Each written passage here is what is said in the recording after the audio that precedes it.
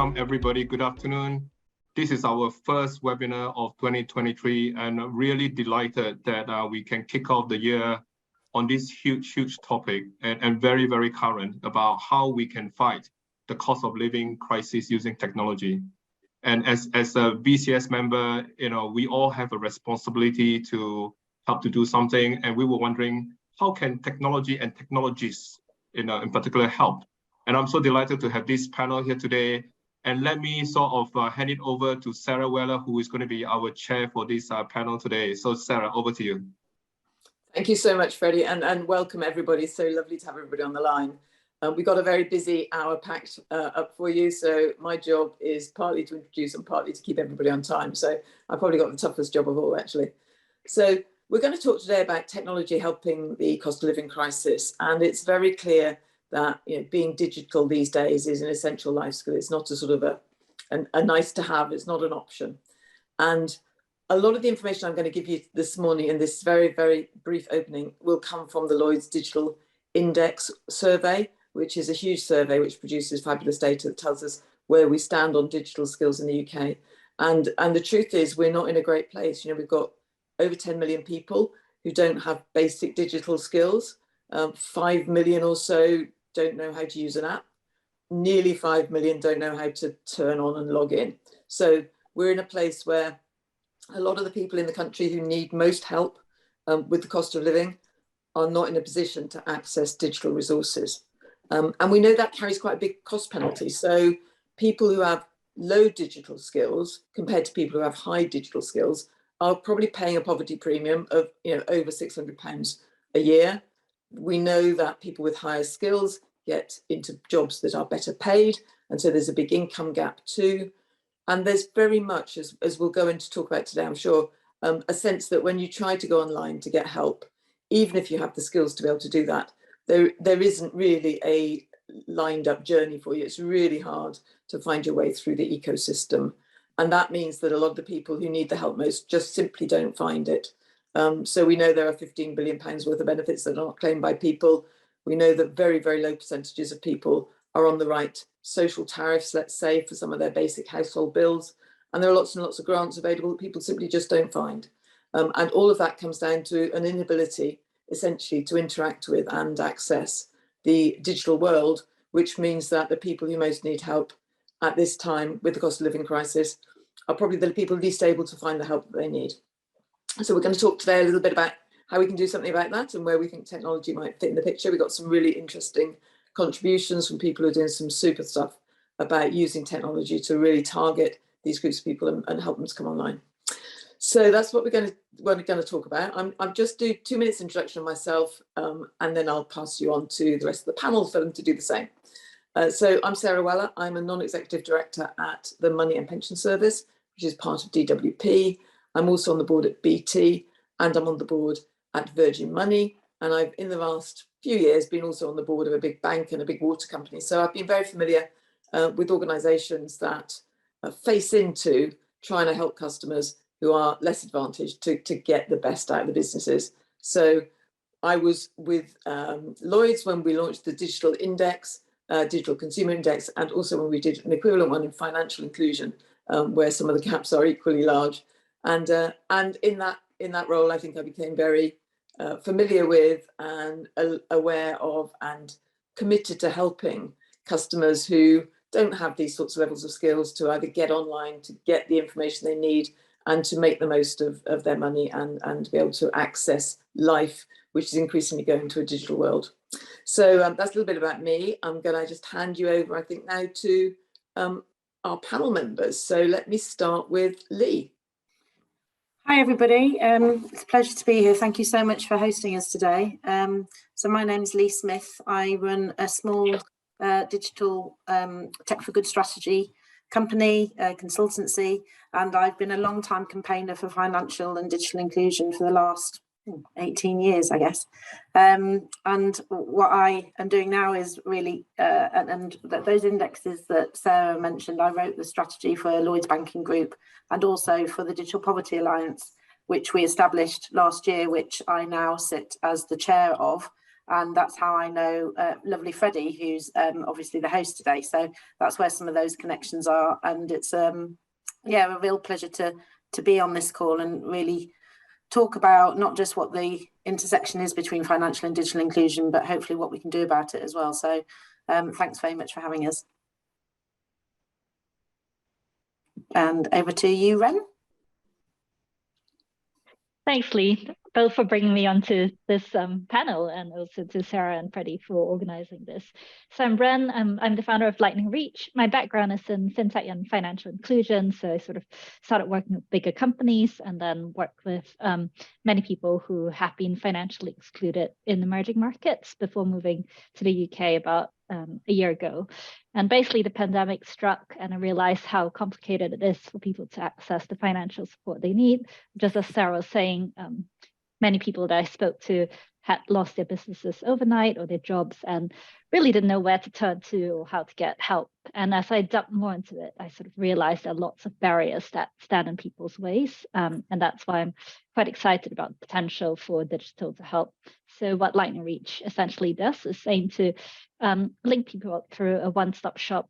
We have a portal that allows people to check what schemes they might be eligible for support, grants as well as social tariffs, and integrating a benefits check, but also basically aims to make the application process as easy as possible, because that's sort of another barrier that we can talk about, sort of simplifying that journey for individuals to get support they need.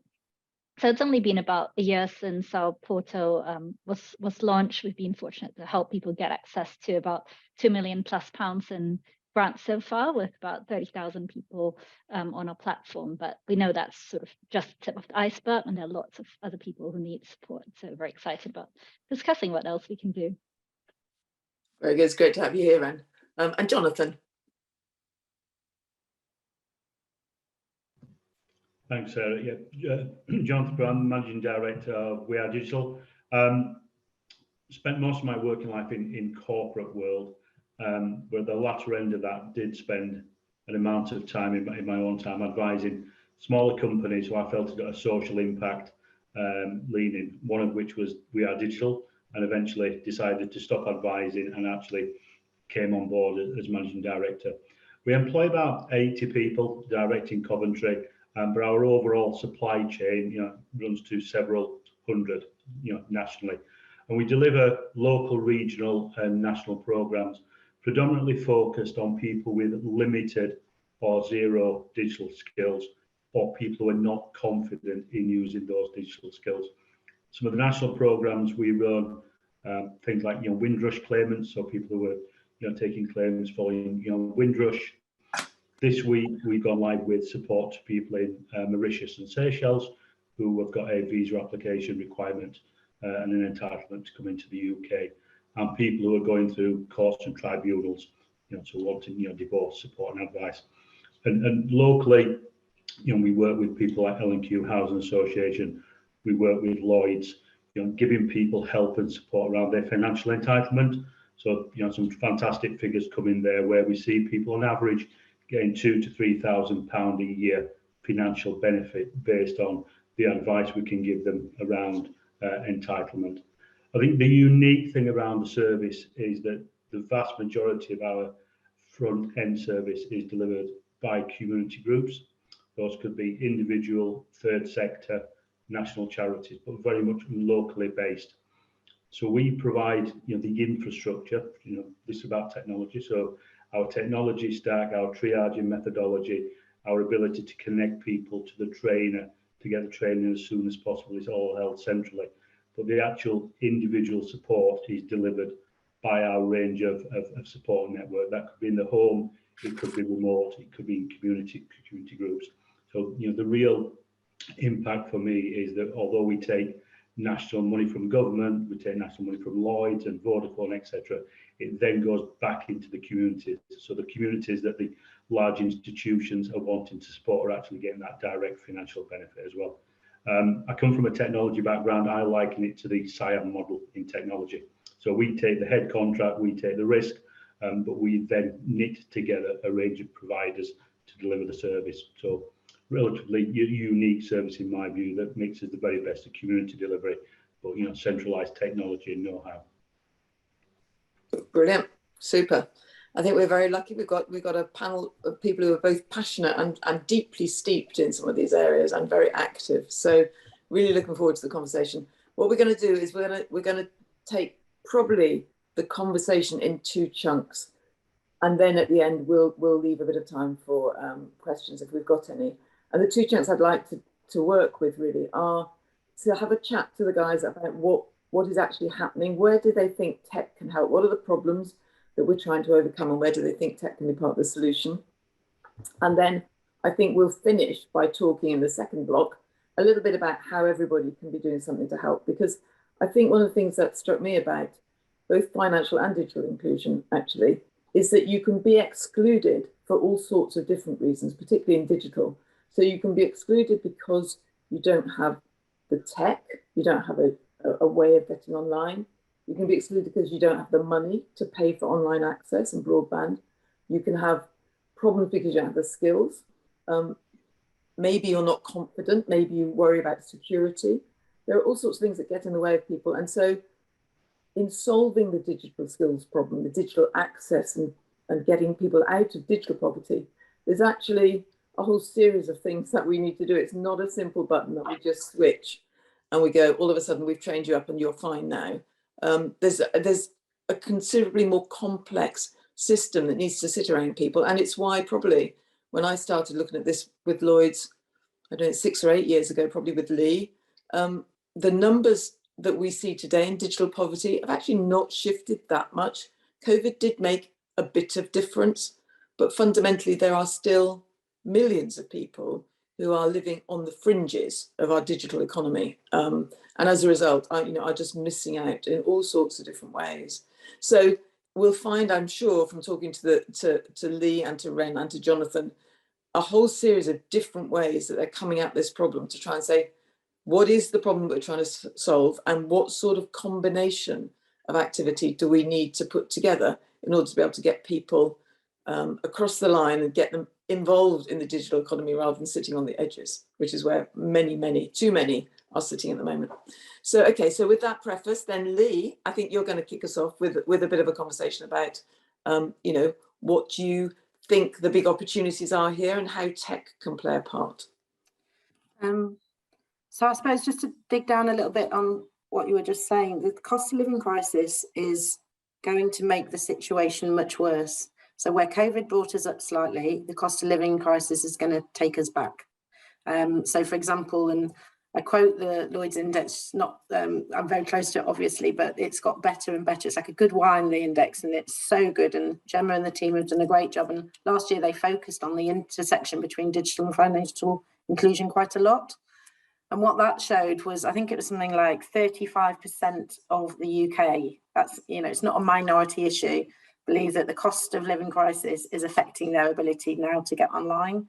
And I think something like Ofcom said 29% of people are considering stepping back from broadband. So the situation will get worse. So we're now in a crisis situation, and people talk about the health crisis and the cost of living crisis. For digital, that underpins everything. It underpins the way we live. So when we're thinking about a solution, we have to think about a holistic solution to this and not just think about what government could do or what BT could do or what a bank could do, but actually joining it all up together. And that's the premise of what the Digital Poverty Alliance was based on, which is that you've got to solve this from a holistic viewpoint. And the board that I share is trying to join that chair, I should say, is trying to join up that ecosystem. So we have people from finance on there, from health, from the banking sector, from utilities, from housing associations to try and join all of this up from a strategic viewpoint.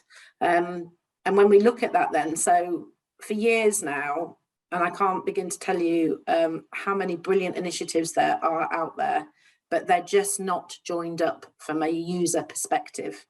And so it's all great that we're all doing our own thing. We've got brilliant community centres doing great activities.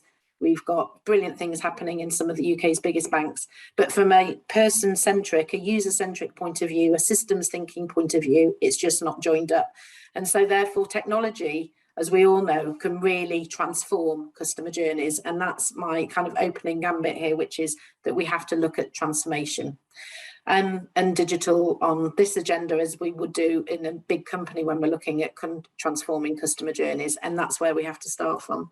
So looking at that in relation to what has worked previously, when things, is needed a big shift, and goodness knows, and government spent millions on this agenda, not quite as much as they need to, but nonetheless has invested in it.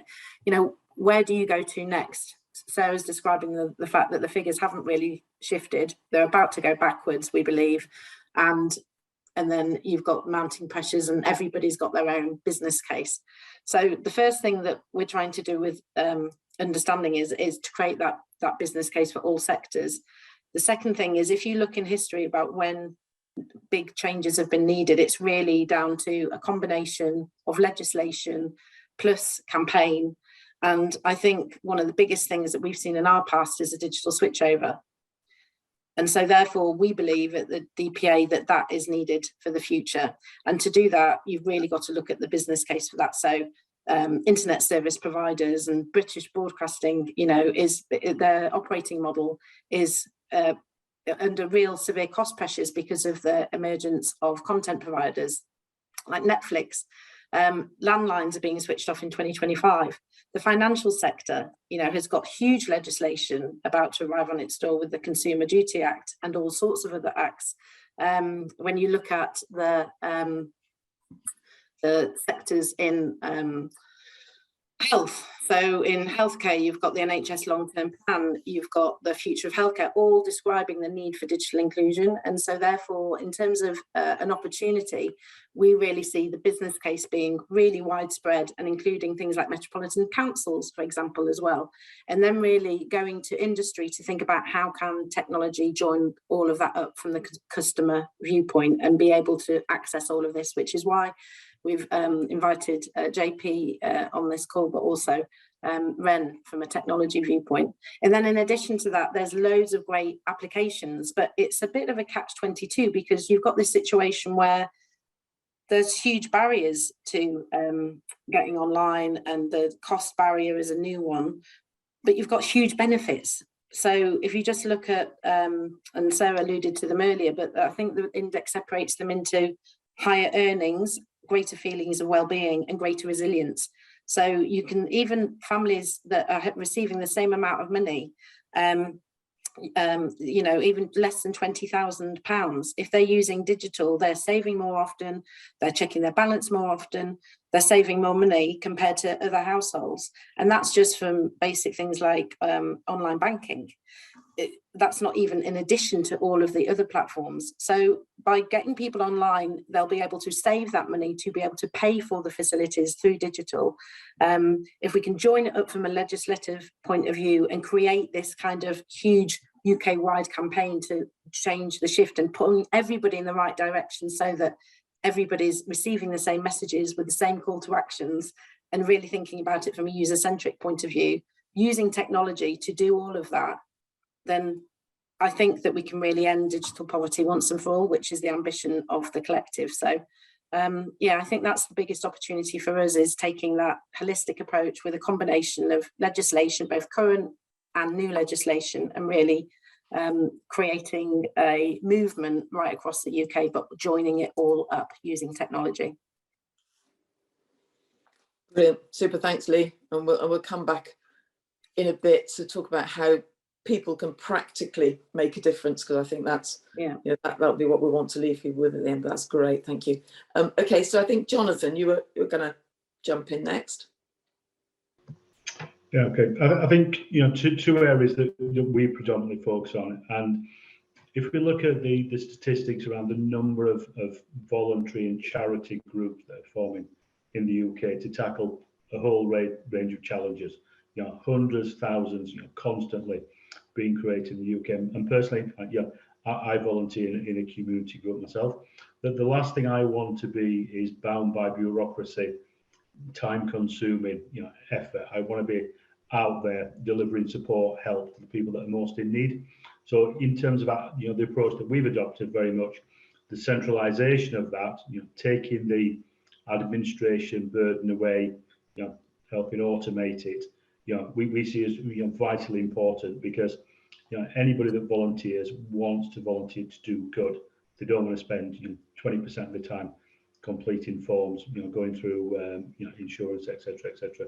So our starting point is very much to, I wouldn't want to say professionalise, but to put in the technology stack that is needed to enable volunteers, whether individuals, small community groups, or national charities, to get out there into the community and help people. So we see tech being a central force for our overall approach. But then obviously increasingly, we deal with individuals who are either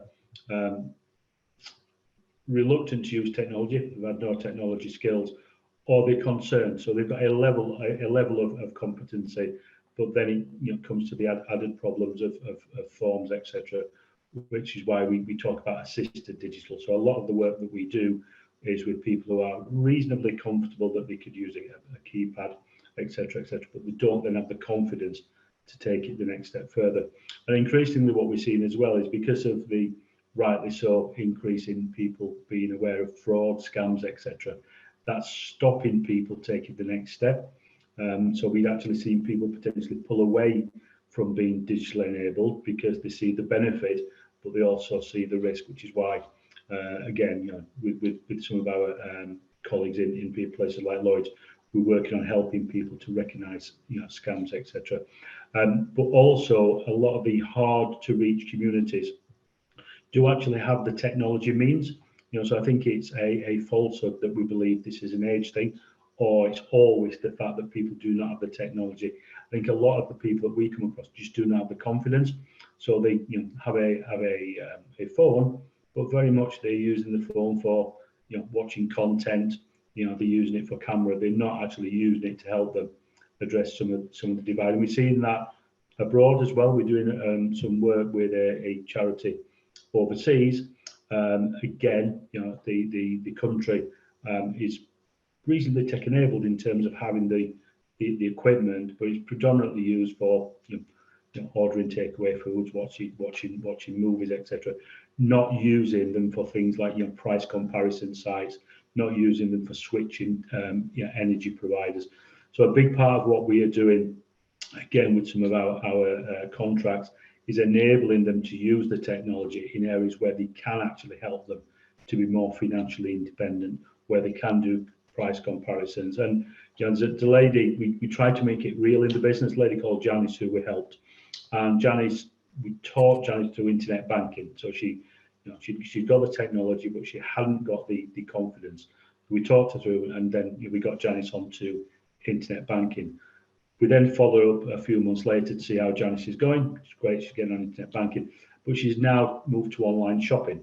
But before she actually makes an order with Supermarket 1 or Supermarket 2, she does her own price comparison. Okay, so this is someone that we started out with, trying to help her get onto the internet, she got onto the internet, then we talked her through how to get onto internet banking. Then she started to use it for price comparison reasons. So we do see, in terms of We Are Digital, technology very much two separate camps.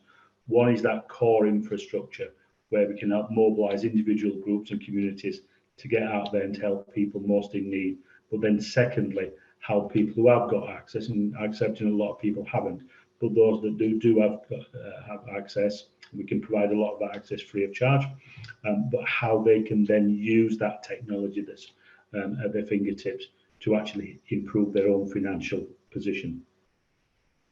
And that helps. Yeah, that's great, Jonathan. Thank you. Yeah, and I've just been scrolling my way through the questions, actually. Some really interesting questions. And Ren, when I think you do this, there was a lovely question, always written for you, really, from Paul Russell saying, don't we do a good enough job of simplifying the system? So there's quite a lot of, and indeed about, curious about local level initiatives, Sean says. So I think one of the things you in a way that plays to some of the things you're doing, aren't they? So both some very focused engagement with some local authorities, but also a great way of simplifying the system for people so they help to find the things that they need. So Ren, let me hand to you, and you might cover those two as you go through, perhaps.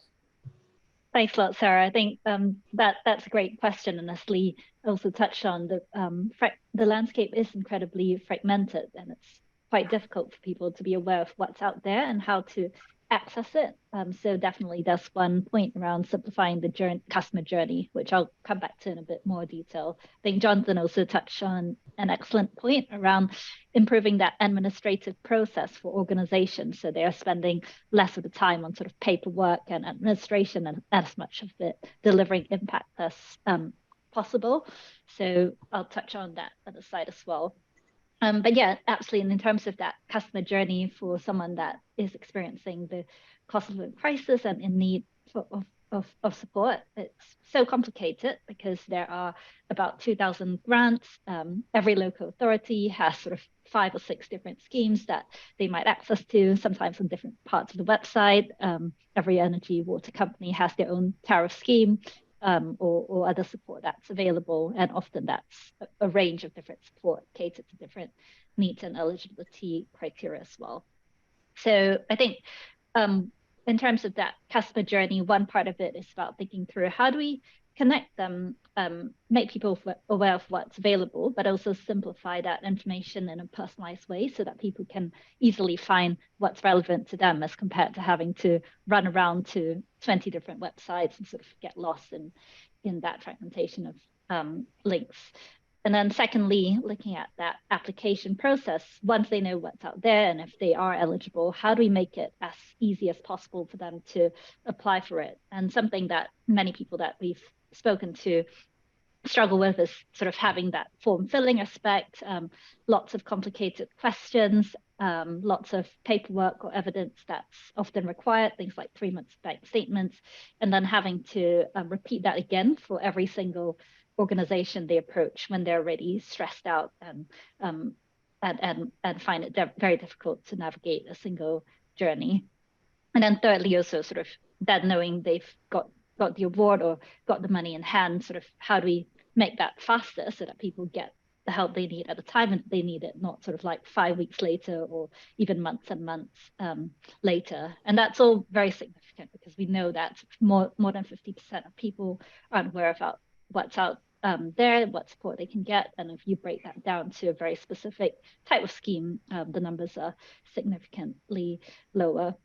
So I think there's a big opportunity for technology, for example, the platform we've developed and are continuing to build on to streamline that process of seeing what's out there and being able to match people who are eligible with specific schemes of support so they don't have to do that on their own. And then also look at how we can simplify the application journey. And that's sort of a balance between making it easy, but also making sure that each organization gets the information they need to be supporting the people who are eligible, which is quite tricky. So we use things like open banking and ID verification as options for people who are able to use them, because that can actually make the journey easier. For example, someone that has mobile banking usually prefers to use open banking as compared to trying to find statements or sort of take 20 different screenshots. But we also need to be very mindful of where these technologies can potentially exclude people and how to address them. Like shifting into sort of the organization side of things as well, then there is huge opportunity as well for technology to help a range of organizations, whether that's charities that offer grants or other support to individuals, local authorities, and corporates to streamline that administration process and sort of reduce as much time as they can on paperwork by sort of seeing, okay, who are the people that can navigate the journey digitally? How do we make that as easy as possible to process so that they can free up time to spend on sort of a more personal journey for people with more complex need and more hand-holding through that process.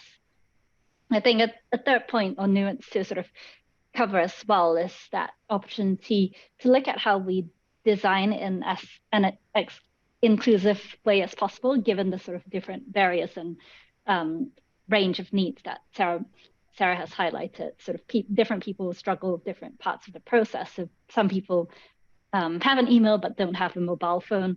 How do you have a journey that doesn't accidentally exclude someone that doesn't have a mobile phone? So a small example of a recent tweak is to make sure that we don't require a mobile phone and address in our portal.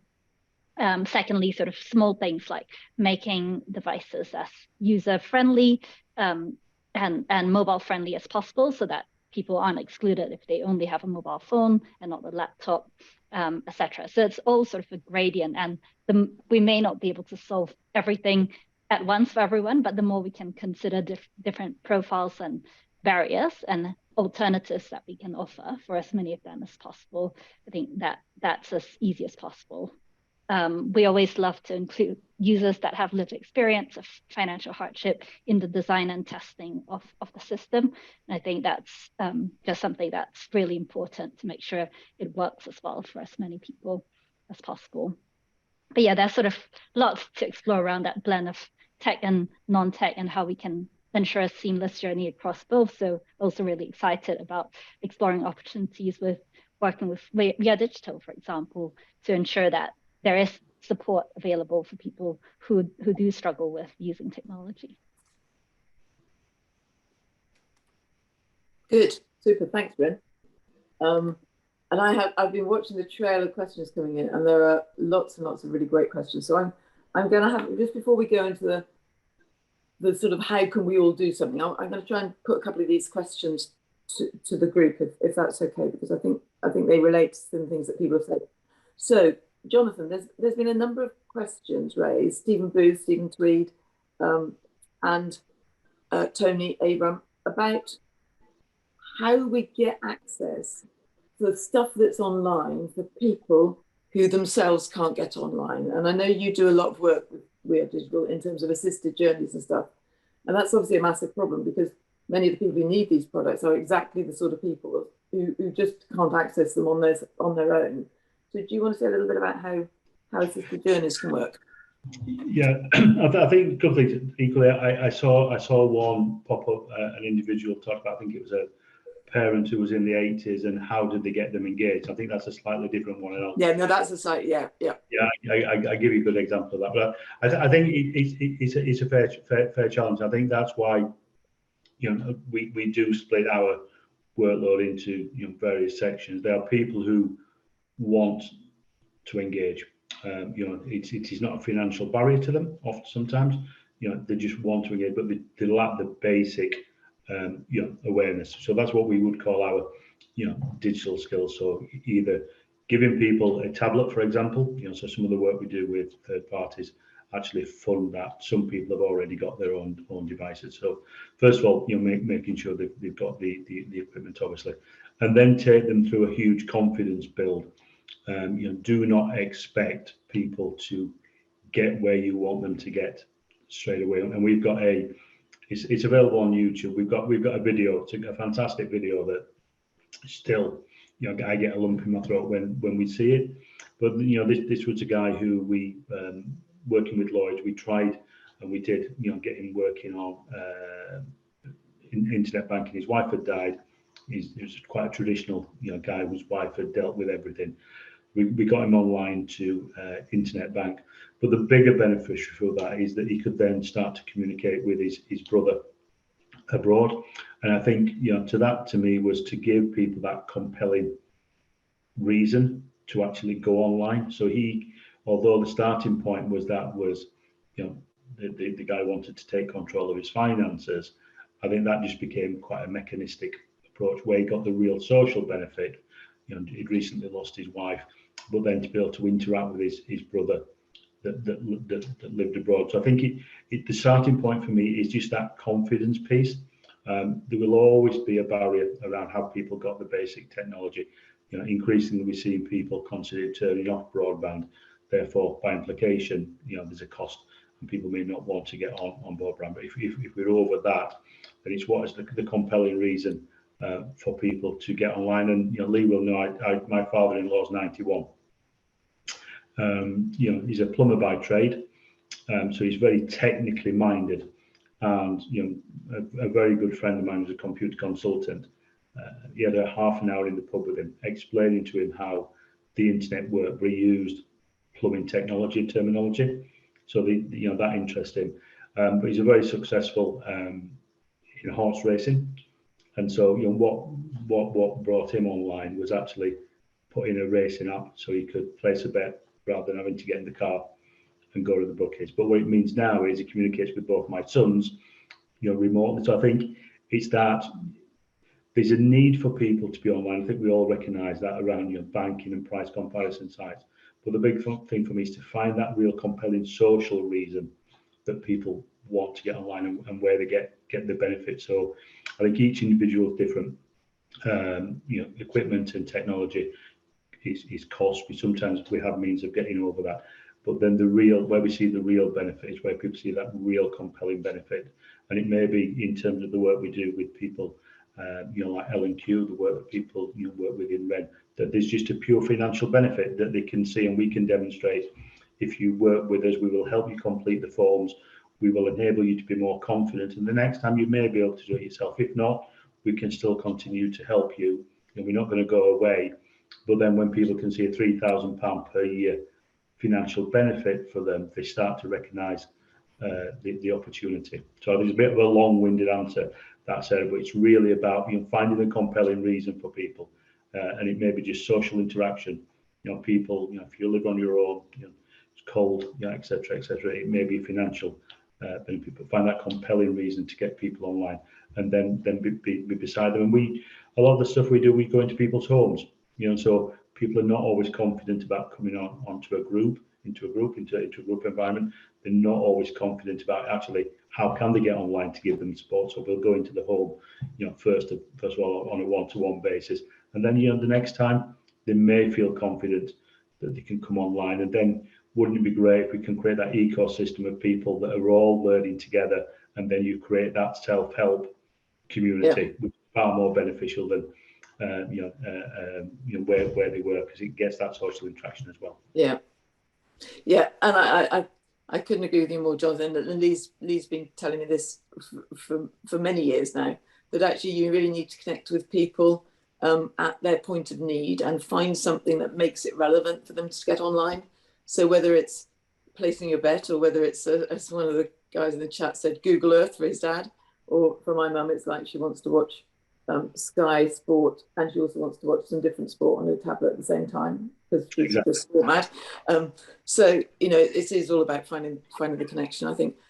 There were a couple of questions in the chat I thought was a slightly different tack, which I thought might just touch on a bit, which were really about how we can make design of websites and services more accessible for people. So Paul from IBM, very, very much focusing on whether we as IT professionals today can think about how we make our propositions and our sites easier to access for people. Peter mentioned something about vision issues. If you've got vision issues, I think there is quite a big, strong movement around inclusive design. But I don't know whether, and I work at BT, and we have a customer panel where we talk a lot to people about accessibility of BT services and presentation online, and are accredited as an accessible worksite.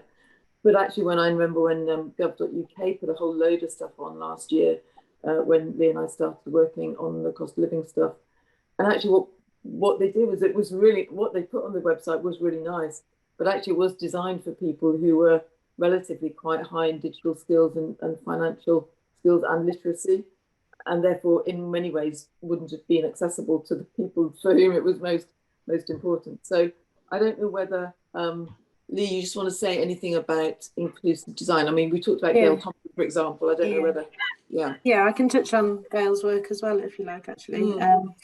So the first thing to say is that with my tech talent hat on, in terms of equality of designers and getting more women and gender diversity and all sorts of other diversity into the pool of people that are designing these products, that is a massive first step.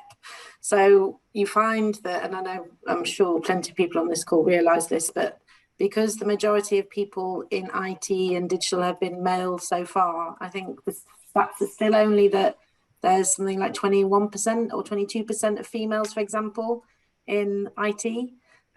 Most of the products have actually been designed with that mindset. So there's been an unconscious bias. So even just little things like a little digital recorder that I was pinning onto people's lapels as I was recording them yesterday, that was designed for a man's shirt rather than the way that women wear clothes. So, you know, it was to hang on to a tie.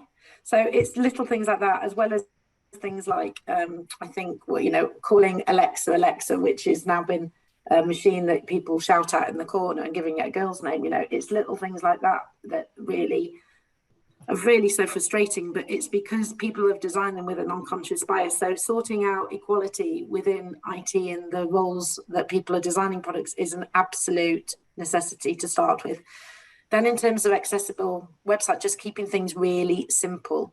I remember talking to one of the IT really brilliant brain, woman called Jo in Lloyds, about readability. And she designed a tool that read and compared the readability of websites. And you would be shocked at, you know, the average literacy age in the UK, I think, is still between the ages of 9 and 11. And yet websites, when you look at the framework of readability, were being designed for vulnerable people with a language of a Princeton grad. So even just things as language has to be really, really plain English, and with translation tools as well. And then the next thing is thinking about design in terms of just usability. And we always said, when I was at Lloyds, and they've got, I think they had something like 20,000 people in the IT teams there. It's huge if you think about the frequency of all the brands that they have and how many people use their digital products. They always said that, you know, if you design for the extremes first in terms of a range of accessible needs, you will make that journey really great for the person in the middle as well. So it's not just, the business case isn't just about accessibility, it's about simplicity. So a good example of that was being able to put intuitive search onto the website, because actually we did it because of dyslexia, which I am a dyslexic person, so they're keen to have that on there. But actually it served a purpose of helping everyone.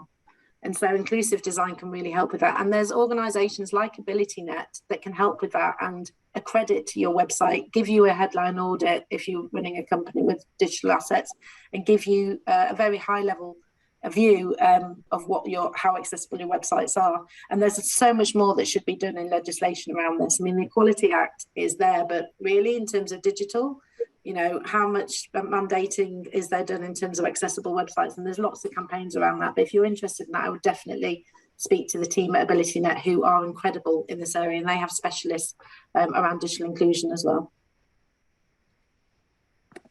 Sorry, you can tell it's a passion man. I'm glad you asked me that question. So I'm reading chat questions as you're speaking, so that's why I go offline so that I can see what's been going on in the chat, which is really interesting.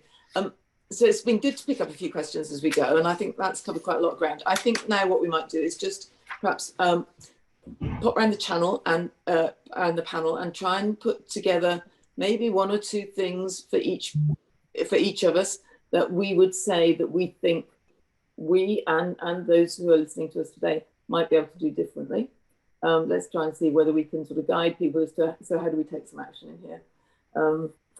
Just before I do that, though, there's 2 or 3 questions come up about government and how government are or aren't serious about clamping down on digital exclusion. And one of the things that I spent a bit of time on the board at DWP and in other places in Whitehall, and somebody referenced Francis Maude in 2014 when I was actually working on the Civil Service Reform Board at the time with Francis Maude. And you're right, digital by default was very much a government policy. But I think what's one of the things we've been trying to push towards is that there are lots and lots and lots of different people in this ecosystem. I mean, everybody's talked about charities, companies, local authorities, government, all sorts of things. And the government, I think, has not yet really understood that if it wants to get the UK population to go digital by default, there is a job to do in upskilling the people to help them to get there. It's not simply good enough to put your services online and take away everything else and just hope that people make it work. And so quite a lot of what we do is trying to work with different pieces of government to push with that government programme to support digital inclusion. And Lee and I were just having a conversation just a week or so ago, actually, about some of the changes to removal of broadcast and all content going online and people streaming all their TV programmes, and some of the challenges that was going to bring for people who don't feel comfortable doing that, who like to watch Coronation Street, but won't be able to get it unless they can stream it. So I think there are some big imperatives for government, and we will continue. I think all of us, and certainly one of the reasons I'm on the board at Money and Pension Services, is to try to help get a voice into government that recognises that digital inclusion doesn't happen just by you taking services away from people who need them to be somewhere other than online. So that was just a sort of a response. I think the answer is yes, the system is very difficult. No, the government is probably not doing enough to get people to be digitally included, but we are working quite hard in different ways at different points of government to try and get them to do that. So then, okay, so let's think about a couple of things that we might be able to do. I suppose before I hand on, my two things I think what I take out of this conversation is, firstly, as an IT community, I think making websites where we do provide services online really accessible, and make sure you test them for accessibility with all sorts of the different types. There are all sorts of reasons why people might find things inaccessible. It might be education, it might be literacy, it might be vision impairment, all sorts of things. So really make sure that all the things that you build and that you work with are accessible. And then I think the other thing is you have a great pool of skills to help people to learn digital skills. You'd be really surprised at what people can't do. I mean, it's not a coincidence. I think many of us got 90-year-old parents, and I've got a 94-year-old mother. And actually, you always have to think about what you'd have to do to help her and make sure you're applying that to other people. There are all sorts of people out there who I think can benefit from skills, and make sure your company is doing enough to help people within the company, because my experience, big companies think it doesn't apply to them, but actually, if there's 10 million people who are struggling with digital skills, some of them must be working for some of our companies. So that would be my thought. Let's turn, Ren, why don't we turn to you and say, what would you like to see people doing to help? I absolutely agree on making the design as inclusive and as accessible as possible. And something I would also advocate is involving people with lived experience, as Lee mentioned, sort of across a range of demographics, but also experiences, and sort of constantly test with them to see how they're reacting and if there are areas for further improvement. Understanding it's a journey, and you might not sort of necessarily get everything perfect from day one, but constant improvement is always good. I think secondly is looking at how we can all collaborate. So as Lee talked about, joining up the dots, that's really important, something we're very keen to do at Lightning Reach as well. So if you're working in the space of helping people in financial hardship get access to support, either because you're offering some sort of grant or support scheme, we'd love to talk to you and see how we can work together. But likewise, you're also welcome to signpost people to us if you think there are people that could benefit from that. Cool. How about Jonathan next?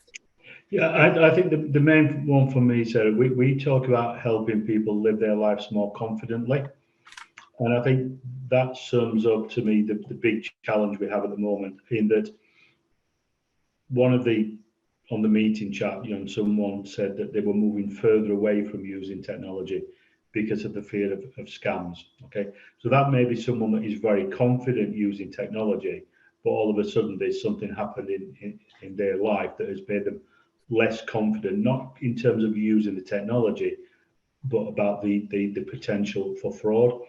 And so I think anything we can do to help people on that confidence level, either starting from very basic no skills through to actually understanding how data is secure, things to look for to make if there's a risk, etc., etc.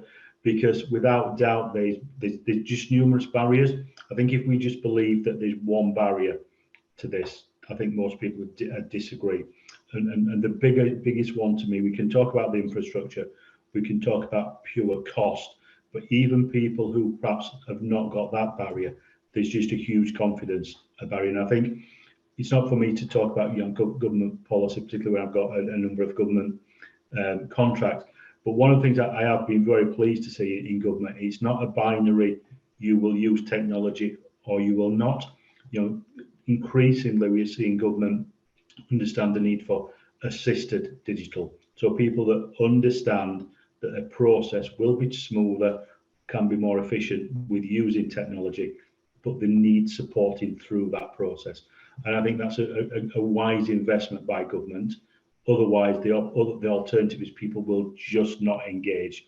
And you know, if we can have that gives someone, you know, some assisted digital, give them the confidence, then you know, the next time they want to make a claim or the next time they want to do something, they may do it themselves. So I think, you know, Lehman gave an example of, you know, I think some Harvard graduate designing a website, and I think it's our peril. You know, we all attend these events, and by the very virtue that we've all got online, and apologies if anybody lost me at one point, but you know, we are therefore digitally confident to get online, and therefore we have to walk in the shoes of the people that we're trying to support. You know, whether you want to call that person-centered design, but we need very much to start with what is the compelling reason, but also you know, really understand the need of that individual. And I think we probably all need to take a step back and look at how people are living their lives and the very real challenges they've got, because we need to inspire the confidence for them to take the first step or the second step. Yeah. So confidence is my big thing. Yeah, and I think, Jonathan, one of the things what you said just prompted me to remind myself is that digital skills is scary for people. I mean, I watched my, you know, very, very smart mother really turn weak at the knees when I suggested that she might do something online, because this was really alien. And I think for many people, they don't need showing once or twice. They need showing 3, 4, 5 times. Actually, it's not enough to say, well, I've shown you how to do it, so what's the problem? You know, you've got to actually bed it into people's behaviours. So I think we have to be patient as well. It's quite a hard, if it's not doesn't come naturally, quite a hard thing to do. So we have to be, you know, plenty of support person to person, and we need to be very patient, I think. Brilliant. Okay, so we're now drawing to the end. I'm going to hand to Lee, and then I think Lee will give us a bit of a what should we all be doing, and certainly Digital Poverty Alliance, which I've just become an ambassador, is definitely one of the things that we could all be supporting. So Lee will no doubt do that, and then I think she'll hand to Freddie to close. Thanks, Can I jump in for a very quick point? While it's in my mind. Yeah, it's not like you. Jump in. We're all friends. I think there are sort of a couple of comments in the chat around fraud, and JP also mentioned that there are a lot of scams there. I think it's just something for us to all think about. How do we balance security and inclusivity? Because there are sometimes they can go together, but sometimes having more security would also put barriers in place of people to access things like having a mobile phone and a one-time password sent over the SMS as an example. So it's not something that I have sort of perfect solution to, but I think it's just worth us all considering, because it's very easy to say, oh, we're doing this because of security, and then exclude people, or vice versa. That's a really good point, you know. And actually, I was recently the victim of an unusual sort of scam, which was somebody tried to port my mobile phone number to them, because mobile phones are now so much a second factor of authorization, aren't they? And when I phoned my various suppliers to warn them, and I phoned Lloyds, and I'd already signed up for voice identification. And all of a sudden it made me go, do you know, actually, how much better is this than using my mobile phone, which somebody can nick from me? They can't nick my voice, you know? So I think you're right. I think tech in those areas too can be an enormous help in helping out, you know, whether it's fingerprints or voices or faces or whatever. You know, all of these things can reduce scams, and we do know that the more vulnerable people are, the more likely they are to be the target of scams. So yeah, it's a good point. Well done. Yeah, okay, perfect. Thank you. Lee, over to you then.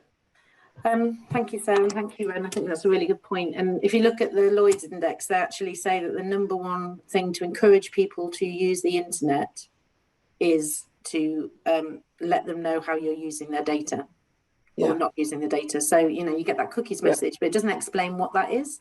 And so and then also keeping things simple, using the digital champions model, etc. So there's lots of things that could be quite simple but have massive impact. And you're right, that #1 fear is of my data being used for fraud, because, you know, I think something, I'm probably like, there was one week I was they weren't successful, but I was scammed 3 times in a week, like by different things. And I am a little bit gullible, and I have to be really careful the amount of times I show things to Steve and my husband and go, what do you think about this one?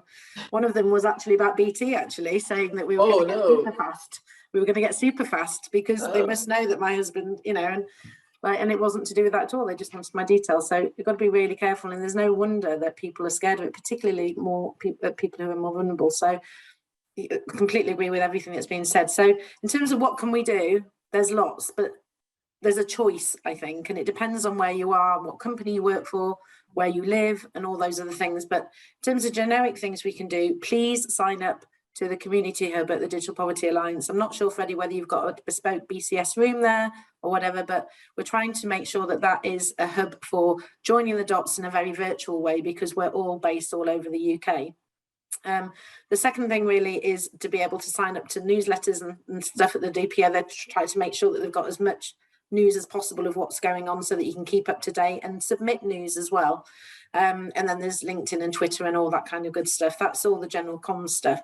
In terms of understanding what you're doing in this space, rather than just adding onto the current pile of lots of great initiatives, but we're not necessarily sure that they work, is look at the evidence review and look at data to be able to decide what you want to do in your area. And there's a great evidence library that we built on the DPA website that's got the Lloyds index. It's also got an analysis of 150 reports on digital inclusion that was actually published over the course of 2 years. So we've summarised that and come up with key recommendations. And we're actually now designing the national delivery plan, or the team, take their credit, the team are designing the national delivery plan, and there's lots of engagement around that, and Freddie can let you know how to get involved in that process. And then in terms of practical steps, for me, there's it depends on where you are. So if you're looking for work, go and join We Are Digital. They've got hundreds of trainers, they're doing a great job, and that's paid for becoming a digital champion and working in the fantastic team at We Are Digital. And I can't tell you enough what a wonderful company it is in culture. The second thing is, do you want to be, you've got a full-time job, or you're working, or you're already busy, do you want to join a network of digital champions? And Digital Unite have a fantastic website and content and learning, and you can even take a qualification in becoming a digital champion now, which is amazing. And it might be, Freddie, that you're able to do some sort of deal with Digital Unite where you're able to get, 1,000 licenses, accredited licenses on how to become a digital champion. And joining their network, they've got lots of projects that happen that you can get involved in if you want to be more of a formal digital champion. Likewise, they also encourage you to implement digital champion courses within your own organisation. So there'll be people, like Sarah was saying, that, in some of your companies, even if you think about something as big as a bank and as wealthy as a bank, they'll have lots of roles in there where the income levels aren't quite as big and some of the skills might not be as good. So actually think about where you work. Could you do something internally for your colleagues, which is Sarah's point, and then create a Digital Champions programme, which Emma at Digital Unite can definitely help with. And there's some free materials as well that we published when we did it at Lloyds Banking Group, and that's all open data on how to implement a programme. And the next thing is just look around where you live. There will be somebody that needs help. And it's a really good exercise to start there, because do you know what? I remember when Martha Lane Fox, Baroness Lane Fox, who I used to work for, on radio, got somebody online for the first time, and the joy that you feel as giving the gift of digital to somebody to help them with their lives. And you can definitely do it. Even the most stubborn of people that you think that might not enjoy it, if you can talk to them about their lives and their interest, you can definitely encourage them to use the internet. And I promise you, it's a really worthwhile exercise. So there's lots of things there you can get behind. And I hopefully haven't forgotten anything, but Freddie, please tell me if I have. Okay, thank you. We've sort of come to the end point of this. I'm amazed how we managed to cover so much in an hour. I think one of the key messages that we want to leave with all of you is this. If I think back about where we all started from, this is such a huge problem, right? And so many dimensions, complexity to it. But I think we should take comfort from the fact that this event itself, right, is helping everybody to understand that this huge problem can be solved by us all working together, by joining the dots. Hence, that key theme about joining the dots. Each of us have some capabilities, expertise to bring. Ren, thank you for what your organization does. We Are Digital, same thing. Sarah, lead the DPA. And this is why, part of what we all can do from this conversation is, if you don't think you can do something, start with hearing what we say here, be educated, and help others to understand that this can be done. So join the DPA, right? If you want to help, you want to find out more, please go and join the Digital Poverty Alliance. If you are a BCS member, come and join our specialist group. We can then help to signpost and socialize so that we can then mobilize. First of all, just so you know, in the UK community, we have joined up 13 tech UK communities, 13, right? Therefore, representing 130,000 tech professionals. Just imagine we do that across the whole of the UK in every sector, and then using the DPA as that sort of home that we can go to, the community hub where we can sort of learn and share with each other. Right, I'm really conscious of time, so let me just take this last moment just to thank my esteemed panel here. Sarah, thank you as the chair. Lee, thanks for making this happen. Ren, thanks for joining us too, and then of course Jonathan from We Are Digital. Thank you everybody, and Mark.